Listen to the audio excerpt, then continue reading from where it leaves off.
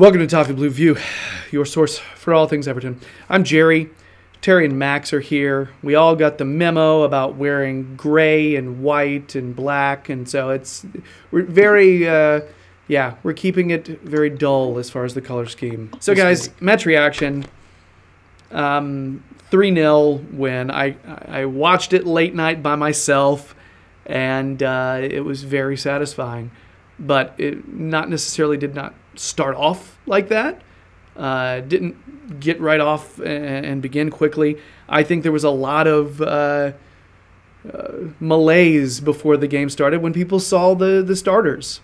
I think there was a general consensus where people looked at the lineup and they were kind of down. It was that oh hell, not again kind of a feel. You saw Jagielka out of necessity started. Coleman started. Schneiderlin started. Walcott. Those were the ones that raised the eyebrows. You know what I mean? However, I thought those players paid it off and actually played well. Terry, why don't you get us started? Those players gave a few mistakes. Which of those four players really impressed you the most with their performance? From Jagielka, Schneiderlin, Coleman, and Walcott. The ones that everybody was like, why are these people starting? We suck. Jagielka, probably. I mean, it's got to be something said for Schneiderlin as well, but I'll let Max do that. The man crush returns.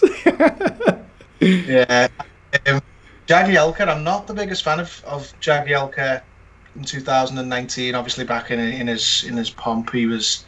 he was what he was. He was a great player, but now I'm sort of like, I can't believe he's still here. He's huge wage. He's not going to play many games, but it's no coincidence that one of our few clean sheets of the season has come with an actual leader at the back. His legs may not be what they were. The physical side of his game, his speed, his strength, everything about his body might not be the same as it was some time ago, but mentally he's got something that the other centre backs just haven't got.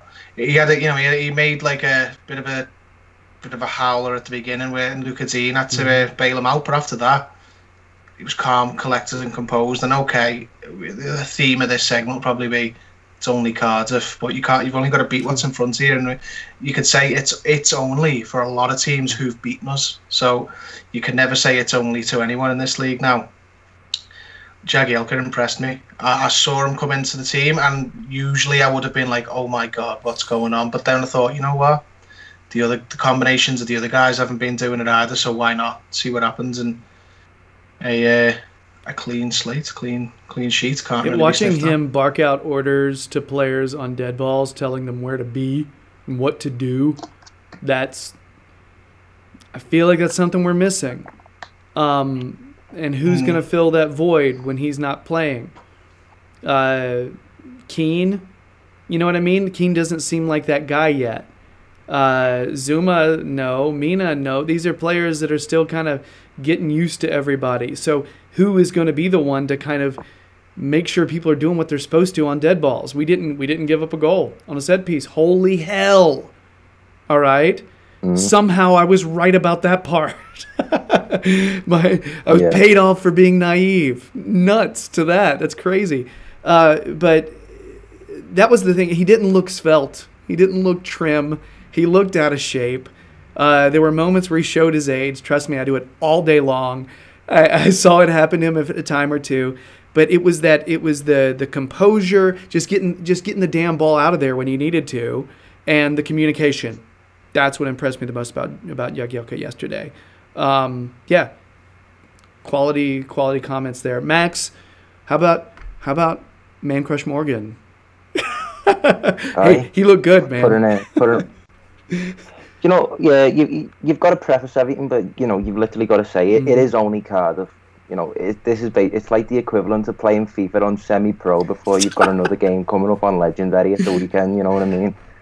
But he played well, and I personally feel like when Morgan Schneiderlin plays well, he's that type of midfielder that he goes unnoticed. Like, he's like the water carrier. By playing him in that deeper role, it allows a bit more freedom for Idrissa Gueye, and I think we saw that completely. I think Idrissa Gueye was the best player on the pitch.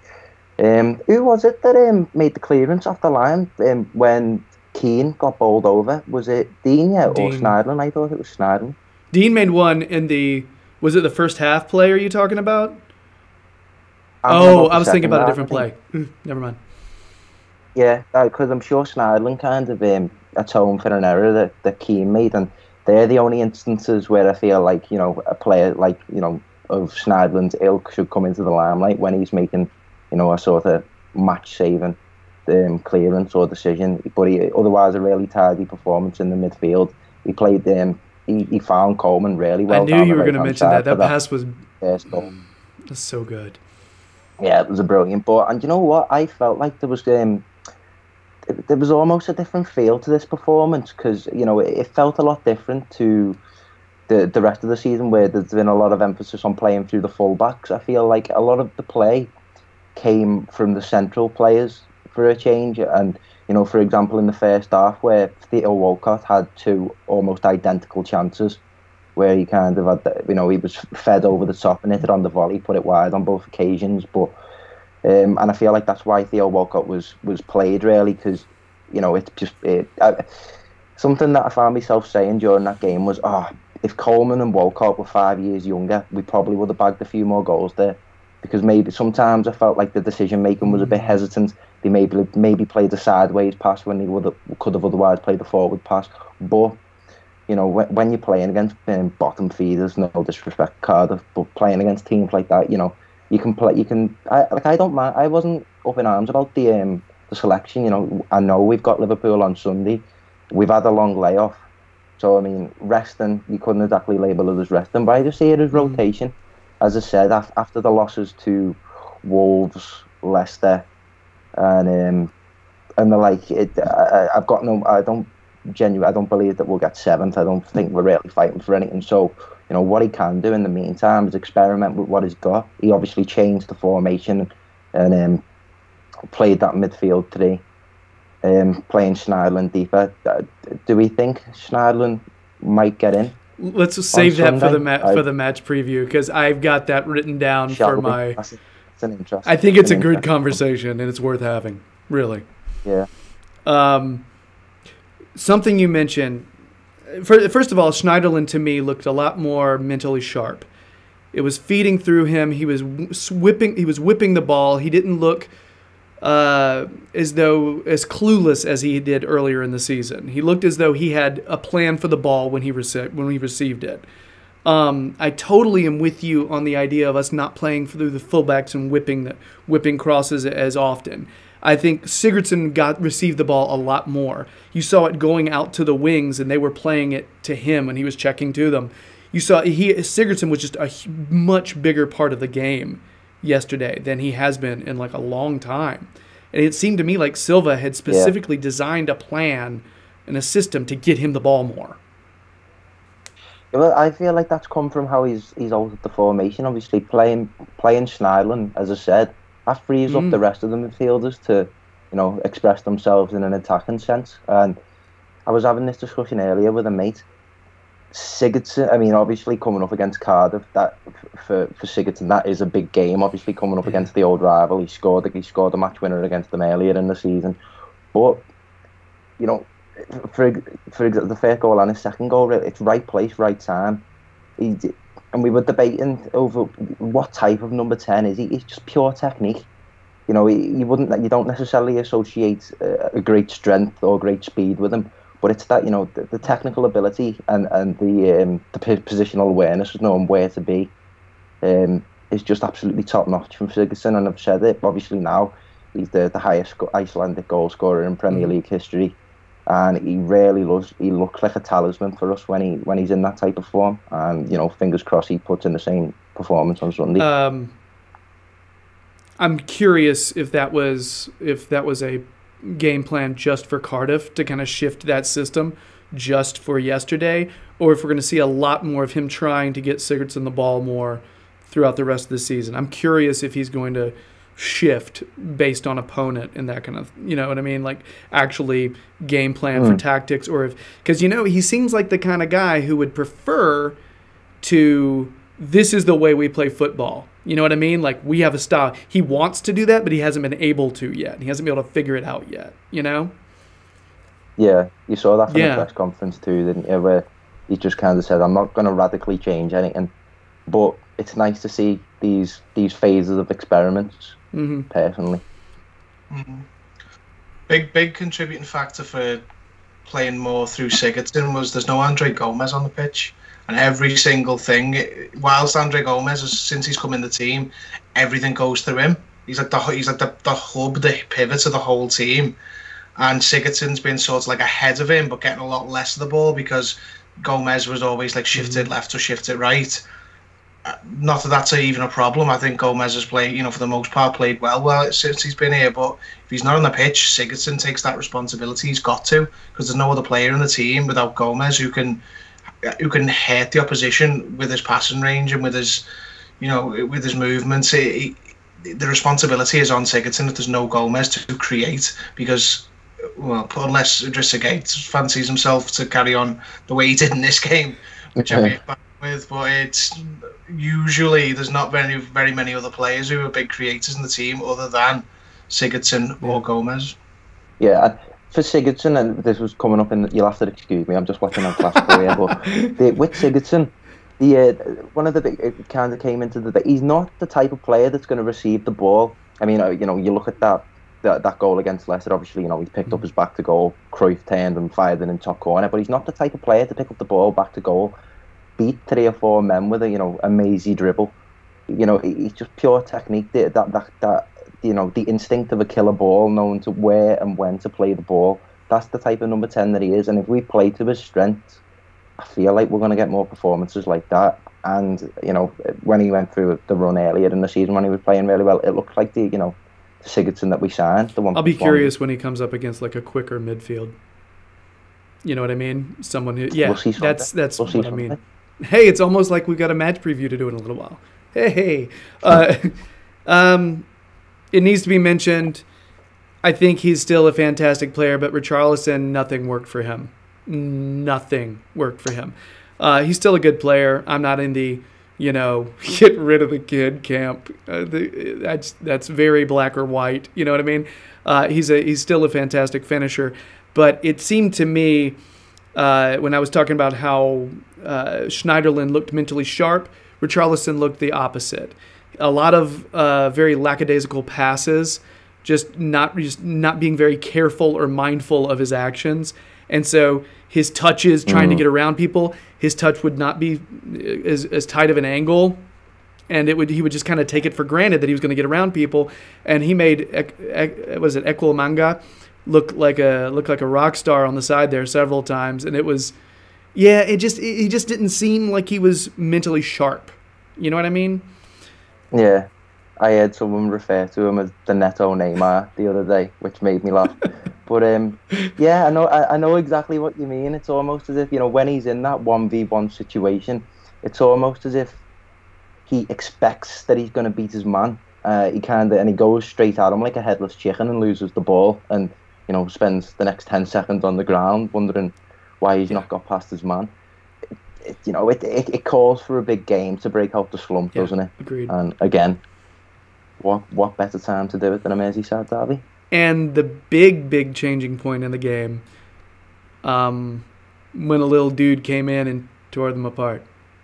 I love hearing that. Love hearing the team the people in the away support sing the Bernard song. That was fantastic. I could hear it on TV. It was so great. Bernard looked good when he finally got the ball. It seemed like the ball just never. It took a long time for him to get it when he got in, but when he did, he looked incisive, decisive, just very intelligent, smart passes. His confidence lifted the entire team. We looked like a more confident team, and Silva talked about our confidence.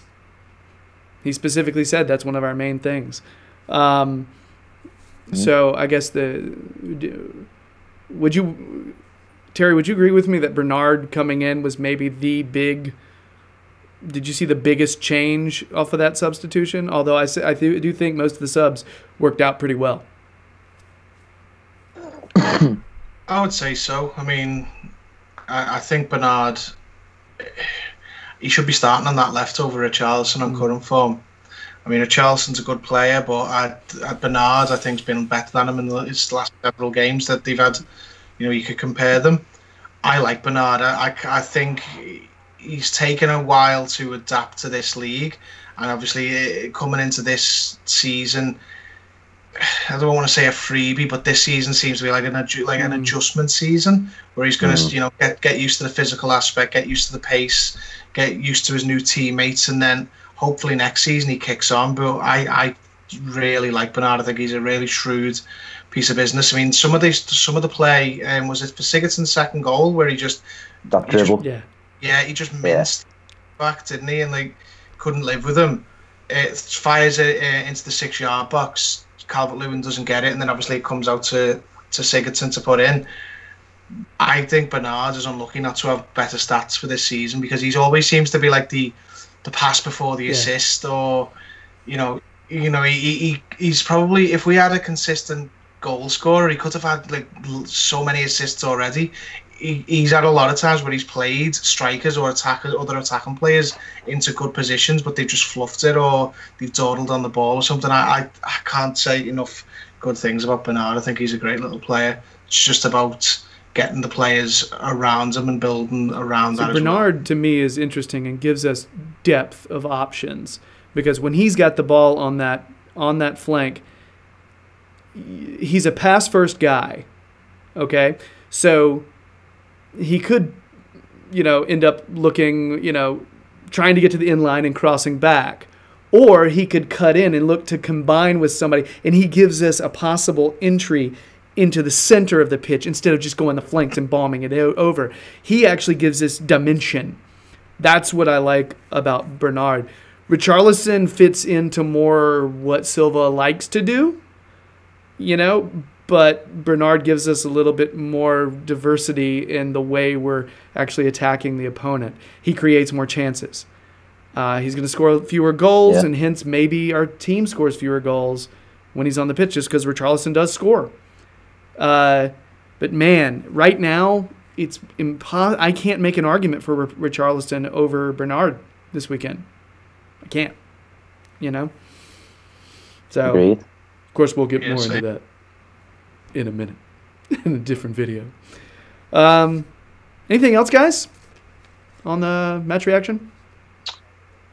Calvert-Lewin. It's nice to see him developing. Calvert-Lewin, great finish. Yeah, it was nice. Fantastic. And you know what? He played confidently throughout the whole thing. Hold up play. They didn't smash through him every time. He actually held up play sometimes, And for playing through the middle and pulling it back and benefit centre forward. Love seeing a player like that come back and help on set play defending, because he managed to win a number of those headers and clear them out. That was nice too. So good stuff. That's a good call, Max. All right, guys. I guess that's it for our Cardiff match reaction. Smiles abound.